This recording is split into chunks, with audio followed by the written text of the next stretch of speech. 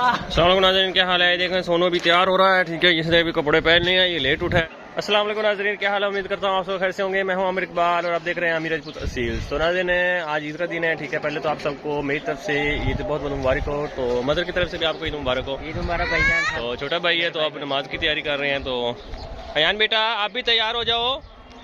तो अयान अभी तैयार नहीं हुआ है, तो इसको भी इसकी मम्मा जो है वो तैयार करेंगी। तो इसके बाद इंशाल्लाह हम जाते हैं, अब ईद की नमाज़ पढ़ते हैं। इनकी नमाज के बाद जो है वो आपसे मिलते हैं। अभी सनी भाई हैं, वो अभी सोए हुए आराम कर रहे हैं, लेकिन उसको भी उठाते हैं। दरवाज़ा बजाते हैं, बजाओ ज़रा दरवाज़ा सुनो। तो ये दरवाज़ा बजाता है, तो चलते हैं आगे। ये लाइट तो बंद कर दो यार, रात की जली हुई है लाइट, किसी ने बंद नहीं की यार। क्या करते हो यार, लाइट ही बंद करनी है आपने, तो लाइट बंद करो, जाओ शाबाश। तो बस सोलर की प्लेटें लगी हुई हैं, तो कहता फ्री है। तो फ्री तो है, लेकिन लाइट बंद करनी पड़ती है, आपको पता है। एनर्जी बचाएंगे तो वो काम आएगी। तो हाँ जी यान बेटा आप कपड़े पहन लो यार।